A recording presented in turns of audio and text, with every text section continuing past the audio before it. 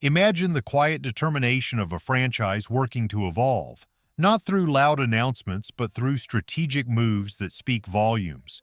Beneath the usual frenzy of free agency and draft chatter, something significant is happening in Flowery Branch. If you've been paying attention, you know exactly what I mean. This offseason, the Atlanta Falcons aren't just chasing big names, they're focused on building a strong identity.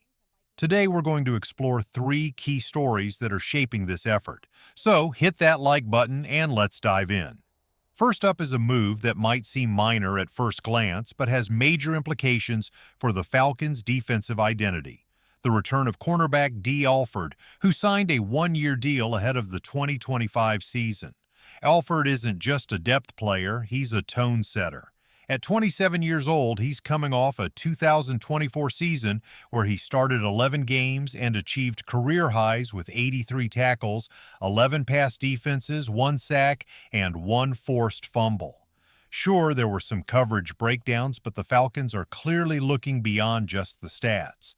They value grit and resilience, and Alfred's journey from going undrafted in 2020 to winning a CFL Grey Cup and earning his spot in his hometown team's secondary speaks volumes about his perseverance. What makes this move even more strategic is how it fits with the rest of the secondary. A.J. Terrell continues to shine as a shutdown corner, often tasked with covering the league's top receivers. Mike Hughes adds reliable veteran depth, having allowed just 358 yards and 2 touchdowns last season. And let's not forget Clark Phillips III, the promising young nickel cornerback who made significant strides toward the end of 2024. Bringing Alfred back not only adds familiarity but also intensifies the competition within the unit. With safeties like Jesse Bates III and Justin Simmons patrolling the deep field, this secondary is suddenly rich in flexibility and experience, qualities that could anchor a top-tier unit if everything falls into place. Make no mistake, this wasn't just a routine roster move. This decision aligns with a broader, more intentional vision from head coach Raheem Morris and team owner Arthur Blank. Instead of overhauling the defense with flashy names and quick fixes, Morris and Blank are betting on internal growth, development, and continuity. With Jeff taking the lead on the defensive scheme, this philosophy now has a clear voice. Alfred's role is to maximize the potential of what's already in the building, especially in areas like pass rush and run discipline. That's why his return is so important. It brings a known commodity, a hard worker with proven chemistry, and a solid understanding of the system. You can't get that from just any free agent. Now let's zoom out a bit because there's another layer to this story that fans need to pay attention to. The situation with quarterback Kirk Cousins. Yes, you heard that right. Cousins. This storyline just won't go away because it remains unresolved. According to Bleacher Report's James Palmer, the Cleveland Browns are still seen as the most likely destination for him. If the Atlanta Falcons are looking to trade Kirk Cousins this offseason, the landscape is shifting. For a while, the Pittsburgh Steelers seemed like a sneaky contender for his services, but that door appears to be closing. According to James Palmer, Arthur Smith, the former Falcons head coach now in Pittsburgh, has strong connections within the Atlanta organization. He quickly got the inside scoop on Cousins' status, which reportedly helped the Steelers decide to move on. This situation might leave the Cleveland Browns as the only realistic option left for a trade. If the Browns pass, the Falcons could find themselves in a tough spot, potentially carrying the league's most expensive backup quarterback into the 2025 season. That's a significant cap commitment and raises the stakes for a front office that's trying to build wisely, not recklessly. If Cousins stays, how do you manage his presence behind whoever is starting? If he goes, what's the return? The situation is murky and has serious implications for how the Falcons allocate their resources moving forward. Meanwhile, let's not overlook what's happening in the trenches. With longtime anchor Grady Jarrett released at the start of free agency, there's a big gap on the defensive line. While Atlanta has some young talent ready to step up, like 2024 draft picks Rick Orhoror and Brandon Doris, they aren't just sitting back.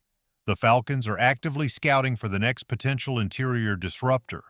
A prime example is their recent visit with South Carolina defensive tackle T.J. Sanders. This isn't just any prospect.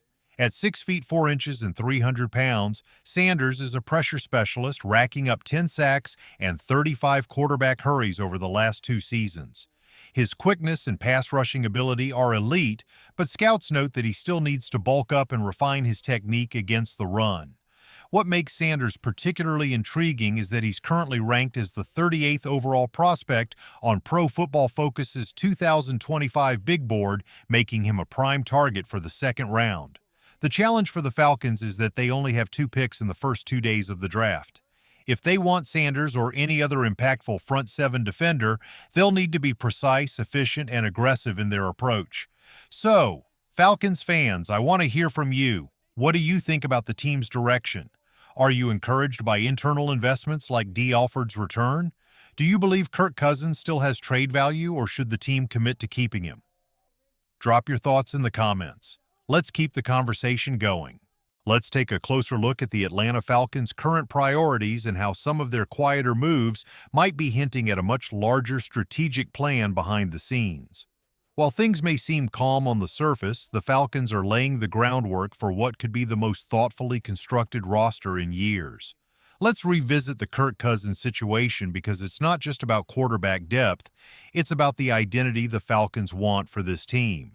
From what we've gathered, if Cousins is still on the roster when OTAs begin, it creates a delicate balancing act for the Falcons. It's not that Cousins can't contribute, he's a proven leader and a playoff-tested veteran, but the team is already committed to Michael Penix Jr. as their long-term vision at quarterback.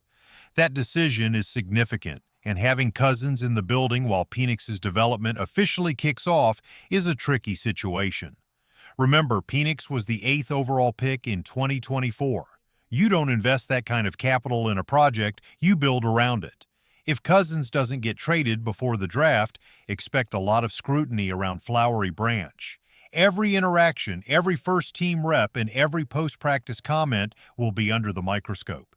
That's the kind of narrative the team would prefer to avoid, especially with Raheem Morris and Zach Robinson implementing a new offensive system that requires total buy-in. This brings us back to Cleveland.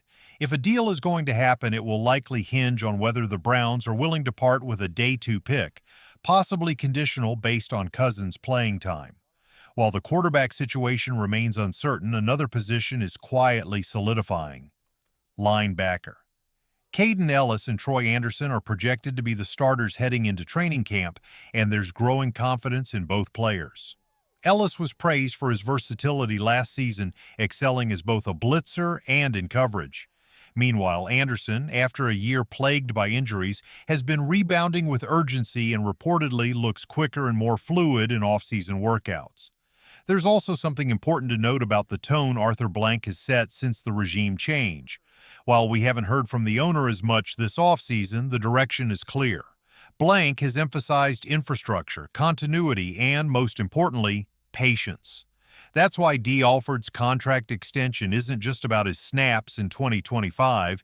It's about rewarding player development and reinforcing that this is now a team-first, system-first operation.